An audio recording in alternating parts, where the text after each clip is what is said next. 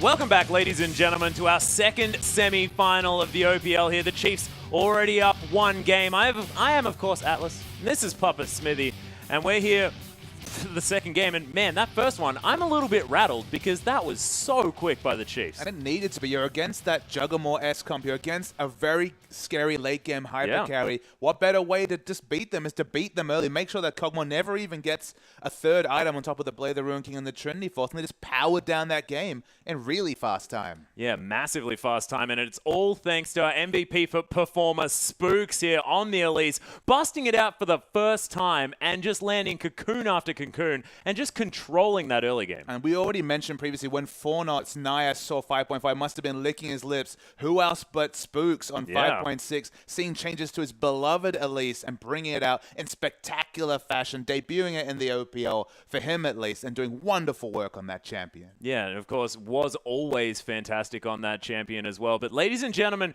we've got a little competition we want to make you aware of here as well. Of course, coming through, it is a Guess the Kills competition for our grand final. It could be Immunity, it could be the Chiefs, and it's definitely going to be the Direwolves. So you've got to guess how many kills each team gets in the Split 1 finals, of course, combined across all of the games. Remember, it is a best of 5. The closest without going over will win the 5 favorite skins of that team, and there are 2 total prizes, 1 for each team. So you've got to tweet to @lol_Oceania, use the hashtag IMOPL, and tag the team you are guessing for to win, e.g.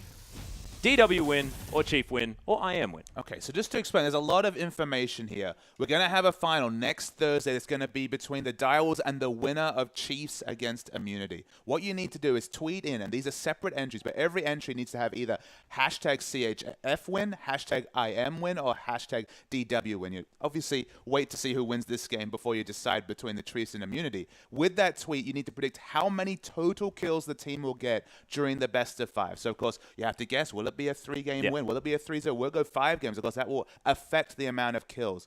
And then you put in your lead. The first person who gets the nearest, this is kind of Price is Right. Yeah, it's Price is Right. So if you go over, you're out as well. Yeah, if you go over. So, if you want to overextend, you go for that big number, you might win, you might not. And the first person who gets it through will win a skin bundle of the choosing of that winning team. So, for example, if you go for the Chiefs, if you get the Chiefs win, you're going to get Swiper's favorite skin. You're going to get I wonder Swiffer's if favorite skin is Pax TF. It could be.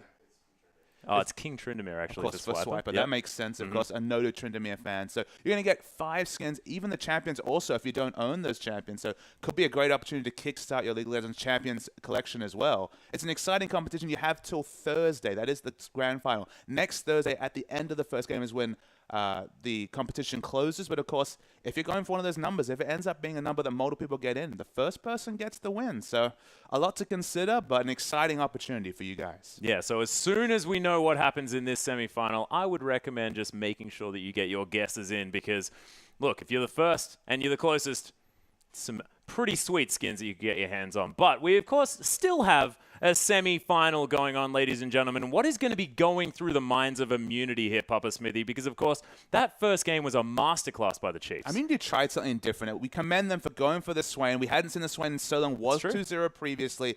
Didn't work for them here. Again, another team tries to run a Protect the Kog'Maw comp against the Chiefs. They managed to unsettle one in an earlier match week. They do it again. I love the way that they've kind of adapted the 5.6 changes to the champions that also deal with this meta comp that's been so popular around the world. Think of Shyvana. If this game had gone differently, if it was a much closer game, you get a flank ward with Shyvana, teleport in with home guards. Your ultimate, the Dragon's Descent, it displaces people. So you could have displaced people. And then the Anivia wall, that's the big thing. Remember, Protect the Kog'Maw, Juggernaut, we're always talking about positioning. Whether it's a true Juggernaut comp, we're talking about Kog'Maw's at the front receiving shields. Whether it's a Protect the Kog'Maw comp, you want to separate the threats. Anivia wall, one of the best way to separate threats, and you actually mentioned this, On the Hunt, makes it easy to get in range of that Anivia wall. That's why we saw so much Swain Sivir, is that you can get that never move behind people if you're a super fast Swain. In this situation, they had so many positional options. Shyvana comes back because Bami Cinder makes that laning that much better. Although she didn't even build it.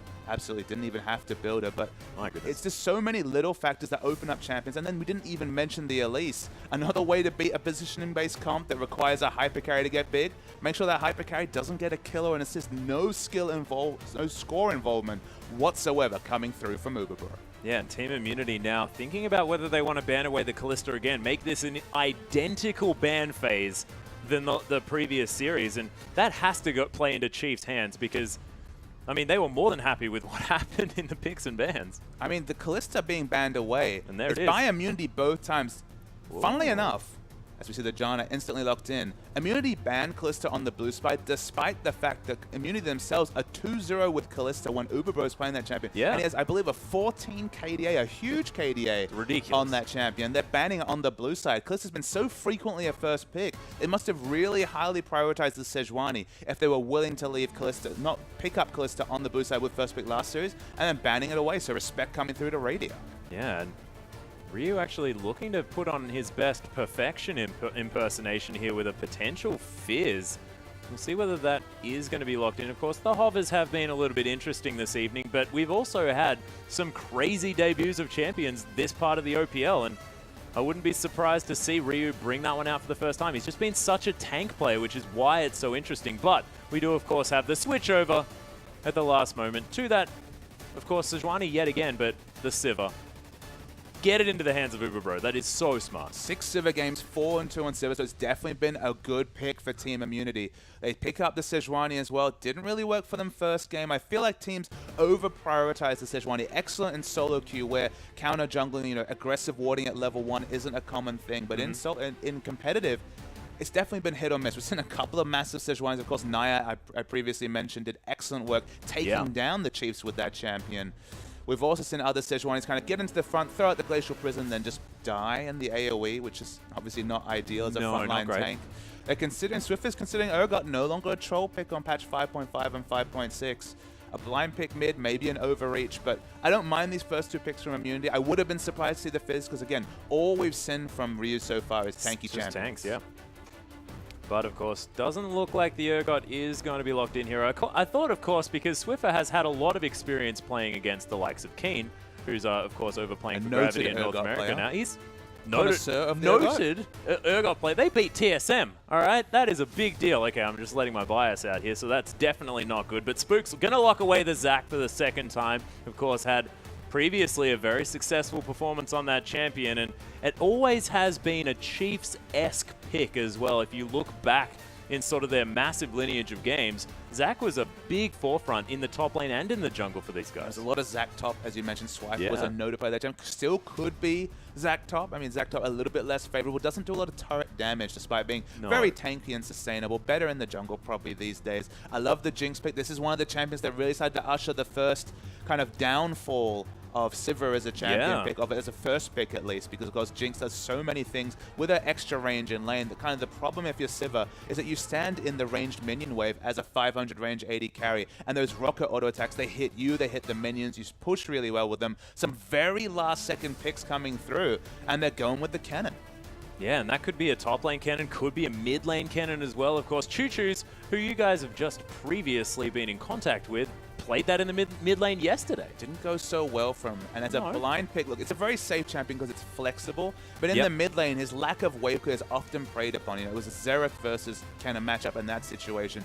And Kennen just really couldn't counter push. That was the issue. Didn't have much lane control. You're a lane bully in the top lane because you're usually against a melee champion. You can usually just auto attack to push and then harass and go for a potential all-in. In the mid lane, you can all-in when your flash is off. If it's ever down, you just kind of sit back and last hit under turret. It doesn't apply a lot of lane pressure. So I'm not really a big fan of the Kennen mid unless you have a really big plan behind it. Yeah, well, Immunity do have a chance to sort of wait until the picks have come through from the Chiefs, who are waiting quite some time. Both teams are really taking time. The Janna lock came in early, and everything else has been really thought about. Athene's buffs come through. You know that Swiffer wants to make Orianna work, probably his favorite champion, and they lock it in, and suddenly you got a ball carrier, and you've certainly got the master of control mid laners in Orianna. And I love this so much as well. So much comfort for every single one of these players. Swiper, going back to the Aurelia just makes me so incredibly happy. He was an absolute god on that champion last season, of course. He was amazing in that top lane, and Orianna for Swiffer as well. They go hand in hand. We saw he's sort of one of the most successful Oriannas thus far in the OPL, has always favored that champion. And we'll see what Immunity take into either the top or the mid lane to react to this, because there's so much comfort for the Chiefs. And when you want champions that can dive into the back line, they've got one Zac with a 1300 range gap closer in the elastic slingshot, and they've got another one, Aurelia, who looks at all this CC and kind of laughs it off with her passive. Yeah. Can get very, very tanky if you get the Merc Treads. Immunity, they're looking for a wave clear mid laner. That seems to be the last pick. They were thinking about the Ziggs, who also received a direct buff in terms of mana cost and an indirect buff in terms of the Athene's buff. But they go for what has been a very popular pick recently. It's the Karthus last pick. And I very much like this from Immunity based on sort of team synergy in a team fight, because you pop on the hunt, you've got a cannon that can just stun everyone up. You can then get Defile on everyone here because Karthus can move in.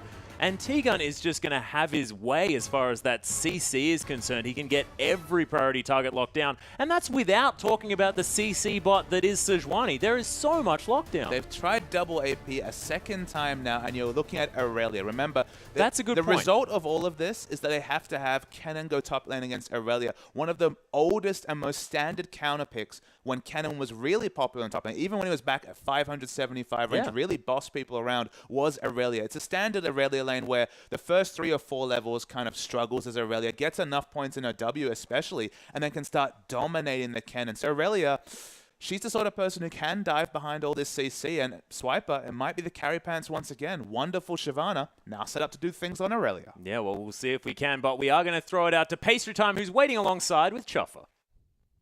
Thank you very much, Atlas. And yes, I am here with Chuffer, of course, the support for the Dials. And we're going to break down a couple of things in that champs like there. So pretty interesting stuff, obviously, now moving into game 2. Going to start with the supports, of course. Your favorite place, Chuffer, being in that role. What do you think of those picks coming through? Is Janna versus Leona, actually? I think Leona can beat Janna in that lane, but I think most of the times Janna is more useful, because if Leona does try to engage, you can just obviously blow everyone away with Janna.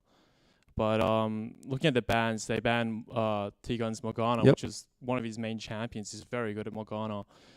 And I don't think he's ever played Leona in OPL, so I'm very interested to see how he was going to use this in this matchup. Yeah, you're right. He actually has 12 games total of the 14 on Janna and Morg, and an Annie and a Thresh game, and that's it. And for someone who's played so much Engage, he's not playing very much at all. We saw the Blitz, could have potentially played it there if he wanted, but do you want to take it? I think Blitz is a really, really good pick against Jinxes and Janna. I think if he did pick Blitz, it might have even warranted a lane swap. And Blitz is pretty good in that situation, because he can roam around or even try to go for the dive in bot lane. Yeah, so the jungle now gets moving to somewhere else on the map. Pretty interesting stuff. Seen a lot of tank junglers, of course, with the Cinderhawk. Zac versus Sejuani, we had Elise before. A bit more of a duel, so though it does take the Cinderhawk still. What do you think of just the jungle matchup in general, and just kind of the junglers that we're seeing so much of recently?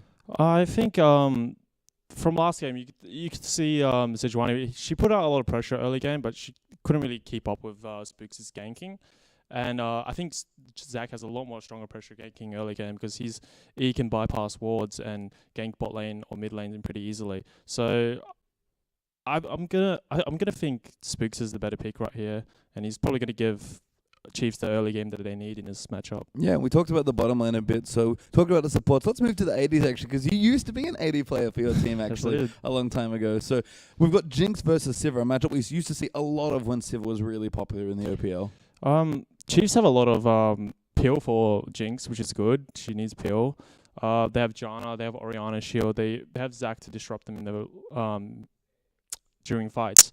But Sivir is kind of like a standalone carry. She can just ulti and do her own thing.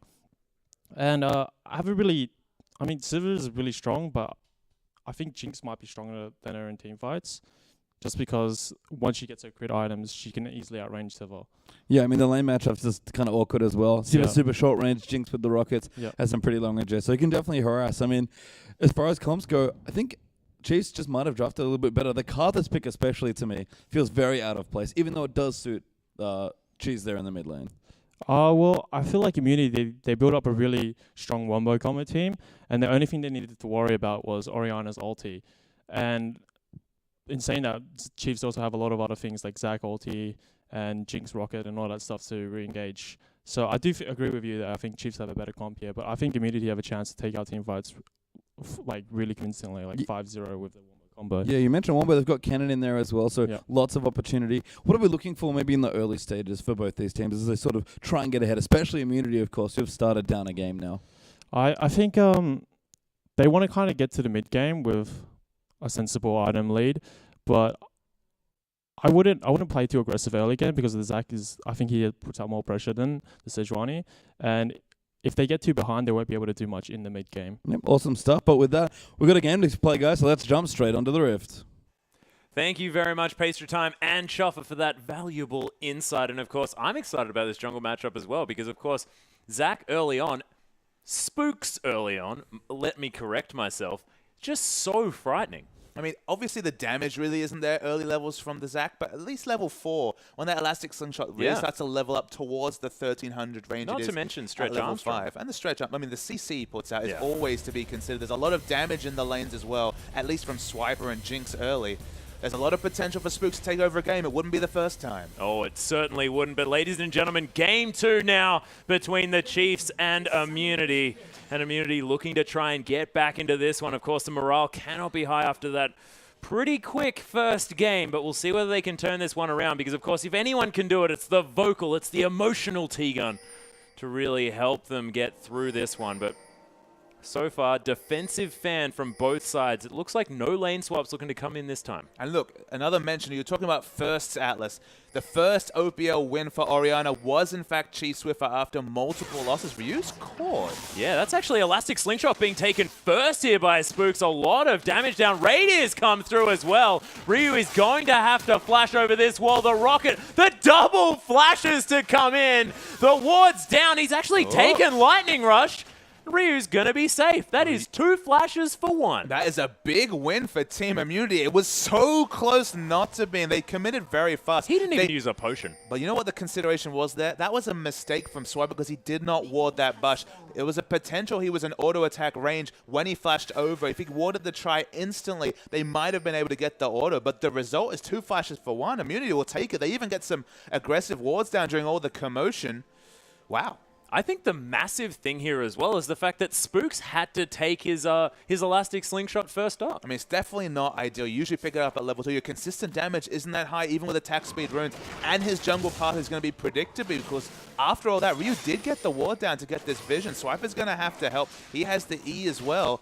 The early jungle, it's definitely going to be delayed. The levels you would have expected at, say, 4 minutes, going to be delayed coming from Spooks. Yeah, Spooks, of course, now has the level 2, so he's going to be able to pick up that W for a lot more consistent damage, but it's going to be potentially a little bit more difficult without that stretching strike. I mean, in general, there's a lot of timings to consider in the early game. We've talked a lot about this. Jinx, Janna, is one of the strongest lanes against Sivir, just because Janna, Sivir doesn't really have an option when it comes to auto. She cannot auto-attack Harass with the ranged form, the rocket launcher form from Radius, so it just has to sit back, kind of cedes lane control. We'll be able to push out this wave. Orianna versus Karthus is just a split farm lane. It's just, you know, some mages trying to farm up in the mid, whereas in the top lane, it's on a timer in terms of Aurelia getting to level 5, level 6, and being able to overpower this Kennen. In the bot lane, you can already see the advantage is very strong. Zac doesn't have the flash, but can still be so aggressive once he gets a couple of points in Elastic Slingshot. Yeah, and you saw that by the farming under turret here as well by Swiffer. Knows exactly the damage levels of all of his abilities. He's so comfortable on this Orianna, able to pick up everything, and we'll see whether he can continue that comfort into these later game team fights because, of course, landing those shockwaves, as we've noted through many Orianna games, is so important. I mean, Orianna's one of the most exciting champions to cast as a caster, just because the shockwave, it either comes up massive 5 members or it fizzles. It can be used for initiation. It can be held onto. You're always waiting for that shockwave to really understand how a team fight is going. It can be used for dancing as well. It's a great hula hoop. Absolutely. And the big thing is, Athene's is buffed this patch. 100% mana regen instead of 50.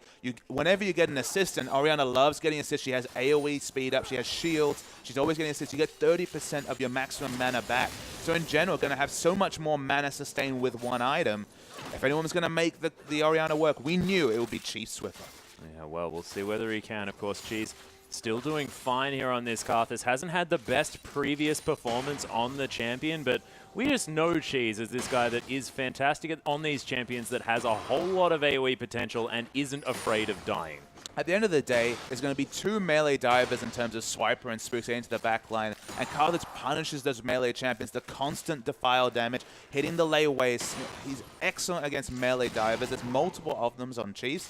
You just have to worry, though, that there's a lot of disengage also. There's speed-ups, there's very fast champions. If the first kill comes through, specifically for Radia, even if he's trapped in the defile range, even if he eats a wall of pain, if the Karthus dies instantly, you're going to get that speed from the passive, from the get excited, and be able to get away from the death defile. You want to avoid that grave as much as possible, and they do have the speed ups to try and navigate away from Cheese's AoE damage. Yeah, Spook's actually charging the slingshot here as well. Doesn't quite get the knockup, but there's the stretching strike onto Ryu. He has used the lightning rush, but it hasn't been enough. No flashes available. The red buff for the perma slow. And Swiper just equilibrium strikes for first blood. Jungle pathing from Spooks has always been one of his strong suits. Involved in so many first bloods in Chiefs games. I believe 12 out of 14 in the regular season. It continues in this game as well. Understanding that Kennen didn't have flash. They're trying to get ganks in the mid lane, but this is pre-6 Karthus and Sejuani. Not going to be too much pressure coming out from them. Yeah, they did manage to get half of Swiffer's health here as well, of course, because that lay waste does a whole lot of damage to a single target if you do manage to get that there. And Cheese continuing to put the pressure on as far as collecting that farm and making sure that Swiffer has to pick up the farm underneath this turret. In the early levels, the Karthus lay waste is actually a lot better than what Orianna can do with her abilities in terms of pruning the waves. So in early levels, a bit like in, say, an Ezreal versus Xerath matchup, you give it to Karthus, able to get the CS advantage. It's once you move towards level 9 and get 5 points in your Q or W, depending on what you want to max on Orianna, that you really start to get the power farm going. Yeah, Zahi is going to be able to lock down this Scuttle Crab as well. So Rift Scuttler Vision available for immunity now, as well as Spooks is taking down these Raptors. Cheese now with more pressure onto Swiffer, who is now forced to use the flash. Does actually have the Shockwave available. Zahi taking a lot of damage. Clockwork wind up doing some work as well. Was that double flash instantly? It was from immunity. Spooks getting all the respect today. I mean, the Elastic Man coming from out of vision gets double flash. I don't think there was the damage to deal with it. In bot lane, seeing some trades as well, but I have no idea why Cheese especially fun. He had exhaust if things were getting a bit hairy. The Shockwave was already down, but the Respect flash suddenly going to have to play so passively in the mid lane. Hey, if there's a gigantic purple man coming out of the sky, I would probably flash away as well. Well, I mean, this is the highest level competitive play. I have to feel like they'd be able to judge the fact there wasn't enough damage there to take either of them down from full health, but the result is 2 flashes down, so definitely a success. Yeah, doesn't quite manage to land the knock up here in the top side, but Lightning Rush is used by Ryu. Now has the flash available yet again, and that was what Spooks wanted to get out here as the wave going to start pushing again. It's just ludicrous to me, Alice. Sorry to cut you off. Zach's actually 5 CS ahead, despite the fact he seems to be flying into a lane every time the cameraman moves. And he's actually going for that Chilling Smite here as well, so making sure that he can have as much ganking pressure as possible. I mean, how he's being able to balance CSing with ganking, this is one of the reasons why Spooks is one of the top junglers in the Oceanic scene and has been for so many years. His balancing act, his pathing, the fact that every gank blows a flash or applies so much pressure, that's all off the back of excellent jungle play from Spooks. Well, speaking of jungle play, the Dragon going to be started now for immunity. They noted the fact that the Chiefs had gone back, especially on that bottom side of the map. And T-Gun helping out with some Sunlight. Uberbrew with a fair bit of consistent damage now with that BF sword. And the first Dragon going to fall here for immunity right under the noses of the Chiefs. Kennen is in vision, so they will have the exact timer of this Dragon. First Dragon, it's a nice thing because it's not the old Dragon. It doesn't give you the global gold. It doesn't necessarily help you landing too much just because you don't have the flat stats for the percentage to be a big deal. So Chiefs, with all the pressure they put out, they'll take that little disadvantage of giving up the first Dragon. Yeah, and we spoke about sort of the priority that immunity and the Chiefs both put on this Sivir pick, and we also discussed that Jinx has an easy time in that lane as far as that matchup is concerned. But you can see actually Uberbro doing quite well as Cheese is going to get knocked up here as well. There's the Let's Bounce, the Shockwave, easy as you like, and Cheese, he's going to fall. We'll see whether Spooks is going to get that passive propped as Transcendent Blade's actually in the top lane here as well. It's a nice stun to come through from Ryu, but the Blade Surge was held onto here by Swiper. He really wants to get this kill. The flash for the last auto attack and the 1v1 kill. This is what I was talking about. This is the Aurelia player we've known from Swiper. And look, Swiper is a noted Aurelia player. Definitely comfortable in that champion. I have to question whether Ryu is comfortable on Kennen. He had the ultimate available the whole time and never used it for a potential stun, and he falls down. Yeah, there's actually a Shield of Daybreak and the Solar Flare as well under Radiant. Forced to use that flash. The Ignite's ticking down. There's the ultimate to come through from Cheese. Super Mega Death Rocket just because you can, but that is going to be the first kill for the Karthus. But Zach's channeling up. Spook's still fairly low health. I believe he still has his passive really little available. Yeah, he still has his passive though, so still has a faux Anivia Rebirth in that passive, so could have still chosen to play aggressively. Choosing not to, probably smart. Karthus, when he fell in mid, you know what he was thinking, Alice? He was thinking, wish I had my flash. Yes. Well, let's not bring that back up. That's a bit mean, Papa Smithy. It's just all I can say. It was too defensive a flash, and he's going for this late game build. Now got the Catalyst and Tia. This Karthus, in terms of those first uses of the Requiem, just got a kill off the back of it, but the next Requiem, the damage is certainly going to be fairly delayed, and it's going to be a 25-30 minute power spike for the Karthus, rather than a much earlier rush of the Rod of Ages. Yeah, and Swiffer more than happy to go for this. Athenes, as you mentioned, now has been buffed, is feeling like a much better item choice, and Swiffer more than happy to pick up this Orianna yet again, but still behind in farm. Cheese has been doing a fantastic agricultural display this game. Agricultural display, absolutely. I love the terms there, Atlas. We're going to see a lot more of the likes of Orianna and Karthus in the mid lane with Athenes being buffed. It's even more than that. It's the fact that the Grail, sorry, the first part of that, the 900 gold investment, yeah, before the you Chalice. get the Chalice investment, it's so much cheaper. Suddenly you have a defensive option that much earlier against the tough matchups like LeBlanc, the other AP assassins. You can be safe on champions like Orianna, and then you get the payoff of the buffed Athenes.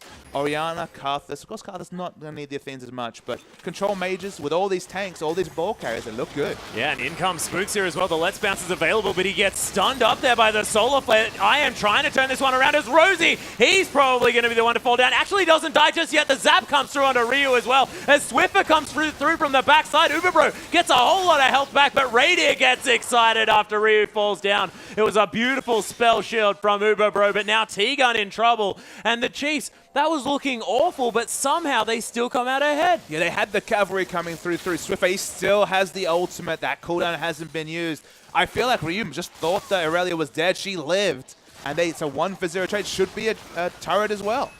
Yeah, and Spook's actually slingshotting himself under that one, so making sure that they're going to zone everyone out here as Radio gets excited one more time. Cheese, he didn't rotate, and you have to think that that was a large reason as to why they didn't win this team fight. So Let's have a look again. I mean, it was a crazy team fight coming through. T-Gun was caught, you could say, but of course, multiple members coming through. I love the fact that Zai held on to the ultimate. He was only going to hit Spooks, the one member. The Slicing Maelstrom comes through. Rosie feels so low. Still lives, though. I guess Ryu must have miscalculated the damage upon him. And then the cavalry comes, able to get the pick without using the shockwave. That was an interesting thing. Honestly, there's no reason for Karthus to rotate. Rotational play is not Karthus' forte. Not really Swiffer's on Orianna either, but just, of course, has the speed up to be able to get there. The Requiem wasn't available, so he wasn't able to put out a helping hand. The result, though, is a kill and a turret for the Chiefs. And you have to hand it to Immunity here as well. They've got a whole lot of damage down onto that outer turret in the bottom lane here as well, just from their wave pressure in general. They didn't need to win a team fight in order to get that damage down, so Siva still doing her job. You can see even on items with Radia here as well, who has picked up a kill for himself. But Uberbro's just always had very consistent performances on this champion, and it looks to be happening yet again. Of course, had a 0-5-0 performance on the Cogmore, but now already has an assist to his name, so infinitely better. He's going for the Avarice Blade also, has the matching AD items, then the Avarice Blade for a bit more investment banking, you know, going to work his way, bank his way towards that Infinity Edge fairly fast. Not to harp on about Ryu, which I have been doing this game, but Haunting Guys means that a Zhonya's or another teamfight item is going to be delayed, and while you're going to do good damage with that first Slicing Maelstrom, the enemy team first pick Janna. I don't really know, barring an amazing flank, how you're going to get that Slicing Maelstrom onto any priority targets whenever the Monsoon is available. I guess they have sort of 3 targets that they want to get out of the team, 4 targets that they want to get out of the team, and on the hunt to get him back in there. But you're exactly right. I don't quite see how Kennan's going to keep himself in there without that Zhonya's to really stop the displacement from coming through. It's always been Janna and Alistar that were really the big deterrents to picking Kennen. Exhaust as a Summer Smell does work, but any displacement, whether it's the Headbutt, whether it's the Monsoon, even if you're able to interrupt the path with a well-placed Q, all of those deal with what Kennen's looking to, and the Kennen was picked after Janna. Janna was the first overall pick of the draft. So it's going to be difficult to see how Ryu, after a hard early game, will he be able to stand up to Aurelia with the Haunting Guys build, and will he be able to get the massive ultimate to really win a fight? Yeah, Ryu still with the CS advantage though, so doing well in that front, but continuing to stay on this top side of the map. No teleport available from this Kennen. Does have the ult up, but Zahi looking to try and come through. Glacial Prison is available. Chiefs have to be careful about stacking up onto one another, and Rosie just playing the defense and easily take down the Dragon. Nothing Zahi could do for that one. They want to trade for some turrets here, but we'll see whether Swiper is going to make it back to this top side. Ryu has a huge wave and a couple of Doran's Blades. There was just no way to contest for IM. Remember, Ryu stayed top. Irelia walked bottom lane, so they had a free Dragon. There was no way they could pressure it. Just waiting for the rotation. Irelia's going to get to top soon, but probably not soon enough to pick up kills. Uberbro, he's been caught out. Yes, he most certainly has. Exhausted here as well as the Boomerang comes down and Radiant gets excited about it. He's going to pick up the kill as Swiper did actually manage to save that turret. I mean, there's a lot of dissension on to when to pick up the Scrying Orb on AD carry. The moment the sight zone was completed, Radiant picked it up, and it came up trumps in that situation, getting them the vision. As in the mid lane, we see just plenty of wave clearing in top. Ryu is already zoned from the creep wave. Yeah, oh, there's actually the Blade Surge to come through as well. Transcendent Blades coming down. The stun comes down onto Swiper, but not for too long. Another flash auto attack, and Swiper again with a solo kill. Yeah, Swiper on his favorite champion. Ryu on what we can only assume is not a comfortable pick as Swiffer. Yep, Solar Flare to come through here as well. Spooks just... The zoning elastic slingshot charge. That was beautiful to watch. Just like, I'm ready. Bring it. Didn't happen though. Swiper just going to make sure as many of these creeps die to the turret. And he's just going to chill out and back there as well. Actually decides to take down this wave. So the outer turret in the top lane going to fall down, the second for the Chiefs. And again, with a whole lot of control this game, but it's only 1,000 gold, the lead. And Immunity still in with a shot. Arctic Assault and a bit of a stun from T-Gun onto Swiffer, but only breaks the shield. Zahi takes half of his health. I mean, kind of the issue is a similar issue that we saw repeatedly yesterday in our series between Direwolves and Legacy, was there were multiple times where Perfection would pick a carry top laner, and for example, in the game when Minky picked Rumble, there just became a point where he couldn't enter lane against the champion he was against. And look, he's built the Haunting Guys for team fight. He doesn't have anything to deal with Aurelia's mixed damage, not health, not even armor. At this point, Kennen, he can't go into the top lane if Aurelia's there. Yeah, Radiant got excited, popped a chop, and nothing doing, but they do take down the final outer turret here as well to the Chiefs. And despite the fact that they scale fine into the later stages of the game, what with a Jinx now and of course that Aurelia and Orianna here as well, they're still managing to have a large amount of control in this early stage of the game. And the map pressure that's now going to be available with that middle lane outer turret down as Ubero, the Equilibrium Strike going to be blocked out here, but the Transcendent, oh my goodness, the last one, not quite enough. But Swiper, I think the message was delivered. And that's the thing. Multiple members will have to be sent to deal with Swiper. They cannot send a matching teleport user because Ryu can't enter lane. He's delayed the Zonias with that Haunting Guys pickup. Has the nearest large rod for the damage side, but cannot enter lane. They're going to need to send multiple members. And the big issue there is that you send multiple members top, it opens up free dragons, free turrets, more rotations for a team like the Chiefs, who already showed excellent rotational play in the first game. And look, he can back away and teleport to the 5-man stack. So Dragon now suddenly looks like a very difficult objective to contest if Swiper just stayed anchored to this top lane. And item timing is coming through across the board. Aegis is finished against the double AP coming through from the Chiefs. From Immunity. The needlessly large rod on top of the Athenes means pretty instant wave clear coming through from Swiffer. Item timings and just the whole way that the match, the lineups have gone, specifically the 1v1 top lane matchup, really suit the Chiefs. And there still is this 3-man stack of people in the top lane for Immunity. They were trying to take down that outer turret, but Swipe is just an immovable rock here, and you're not going to be able to dive that man. Well, there's 3 members at the top side trying to lock him down. Look, even if they do, there's going to be so many other advantages the Chiefs can get. Yeah, and the Ionian Fervor as well. We'll see whether he's going to survive this one. Trying to turn it around aggressively here, but Uberbro picks up the kill, the shutdown onto Swiper, and it seems like 3 men was enough to deal with Swiper. 3 men were enough, and importantly, Radiant had just shopped, so he wasn't with the 3 other members in mid lane to potentially take down an inner turret. Spooks is still looking to do that. The minion wave is coming soon. The dive might be on. Yeah, we shall see as Spooks Does have that elastic slingshot to get himself in there, and we'll see whether Swiffer can pass him the ball for the alley-oop, possibly into the backside. Command attack is going to be there, and the inner turret is going to be conceded here by Immunity. They don't manage to take the inner turret on the top side of the map, but it is going to be a turret trade in the end, and the kill going to Immunity as well. So actually gaining some ground after that one. And the inner mid turret is down. The outer bottom turret is down. And look at the pink wards they have around the Dragon. Dragon control is completely in the pocket of the Chiefs. And Immunity, they haven't been able to go past their river on the bottom side of the map since very early in this game. Yeah, but Immunity, I guess they still do have sort of the stall wave clear available from Cheese. They've now got the Sivir to be able to boomerang those waves as well. But talking about wave clear from an AD carry, but Spooks, he's coming in, and Ryu at the back may have actually got launched into exactly where he wants to be, but not quite as Swiper comes through the backside. Super Mega Death Rocket doesn't quite find too much, but that's Jinx getting excited, actually flashing forward here as well. T-Gun forced to use that flash to get over the Flame Chompers as Spooks, no fear at all, just heading straight towards his team, taking down Swiper actually is Cheese on the backside with that Requiem. Beautiful use of the ultimate, as there's the Ricochet to come through from Ubero, but he may have overextended. Swiffer trying to pick it up. There's the command attack for it, and T-Gun, he's going to follow as well. Double kill now for the Orianna. 3-0 and 3, starting to get going. Two crazy acts of aggression between the AD carries. The flash chompers coming through from Radia to try and block the retreat, and then finally the flash in from Ubero when he saw multiple low members. He was thinking triple kill there, Atlas. Oh, yeah. Couldn't quite pull it off. Big win for the Chiefs overall. I love the fact they went for the flank, teleport flank from Irelia. There's not been enough teleport flanking in the OPL so far. That's what Kennen wants to do in the late game, is maybe getting a bit of excitement thinking about the possibility from that.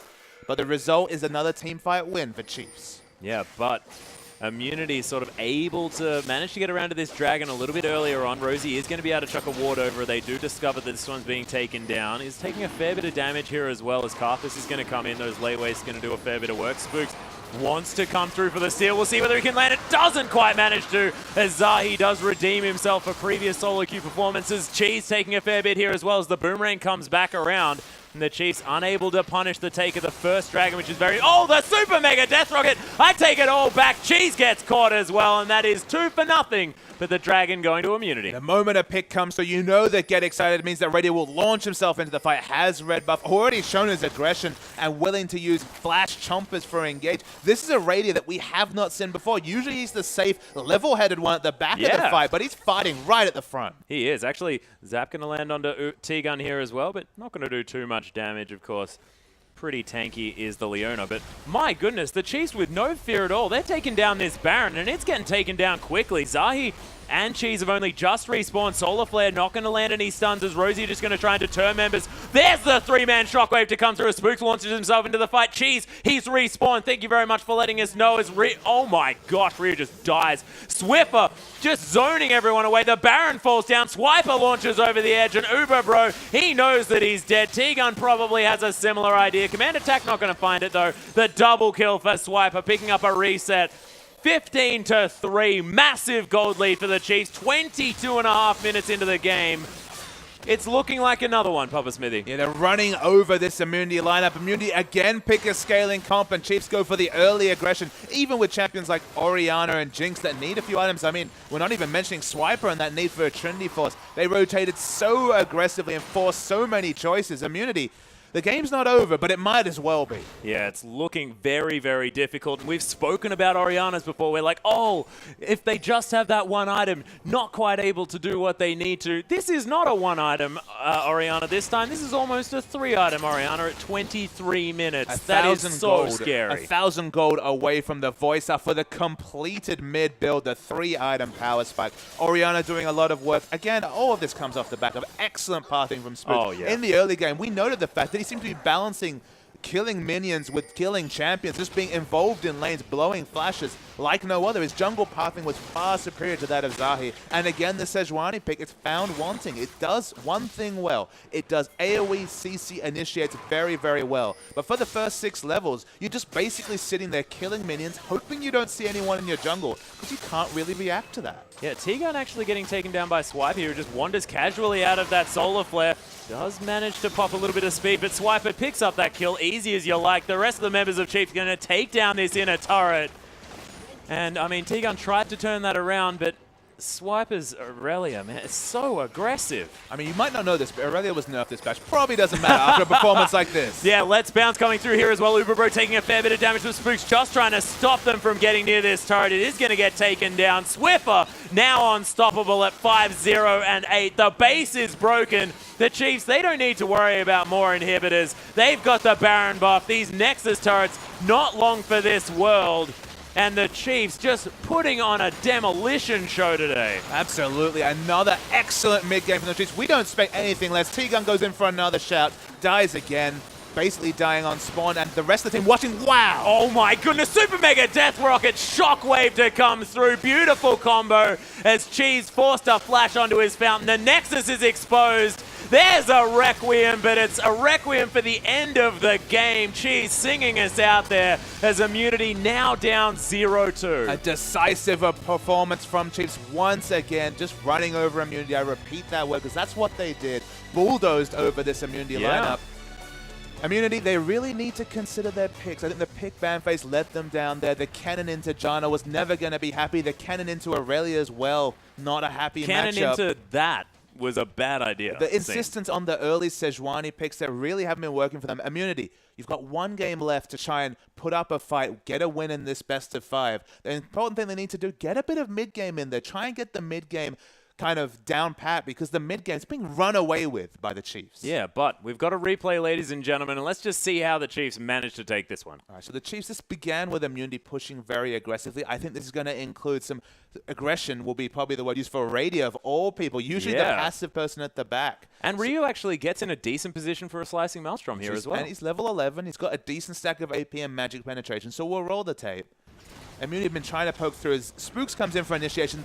I love the flank initiate coming through from Array. It's not cannon though, so of course only has single target, will fall down. But the moment Radia gets excited, he goes crazy, sees multiple members and flashes for the chompers. I never expected to say that when we're talking about Radia, but that's what he goes for at this point. They use the Requiem just for disengage. They want the team to back away. They pick up Swiper as well, so it's doing double duty. T-Gun, look, this when Uberbro notices the low health members, he flashes in. They don't have wards in that brush. And the heal. It would have been big, but yes, the heal bait comes with. They don't have wards. They probably lose at least one auto attack. So it's 2 kills coming through on the backside for Orianna. And the mid game again is the big thing, and they run away with the game. Yeah, it's just beautiful play here as well. But the Chiefs also able to use a late game comp in the same style, this strangling style where they take down so many early turrets. But we're going to throw it out to pastry time.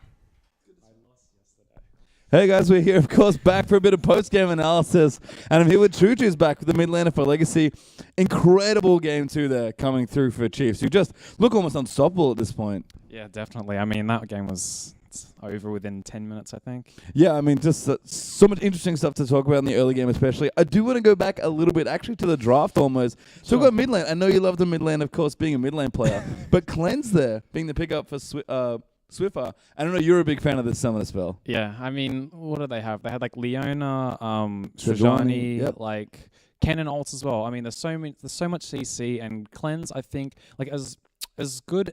Ignite looks really good into a Karthus matchup with Orianna, but I think Swiffer was really smart taking Cleanse versus such a heavy CC comp. Yeah, and then kind of moving through there as well. We had Chuffer talk about it a little where Zach could output a bit more pressure Ganko's in Sejuani and the Spooks. Yeah. It was just all gang pressure, even from level 1. Yeah, I mean, Spooks definitely. Like, he's been playing incredibly. Like, the first game, like, amazing. The second game, same thing. Like, he got Swiper ahead early and Swiper destroyed his lane, and that pretty much snowballed like a split push, which no one could deal with on Immunity side. And then he did some amazing elastic slingshots in so many team fights, and Rady could just clean them up. Yeah, I mean, the top lane matchup's sort of interesting. Aurelia, I think, eventually gets to a point where she's good against Cannon. But, I mean, was that just them sort of picking on the top laner? I mean, yeah, I think Spooks knew that if you got Aurelia ahead, they couldn't deal with this Aurelia split push. And Cannon going haunting guys really like delayed his power spike for that Zhonya's Hourglass because he's just too squishy, especially with a fed Aurelia. Yeah, so great stuff there. But, guys, we do have a quick break to throw to, but Game 3 will be coming back up in just a moment.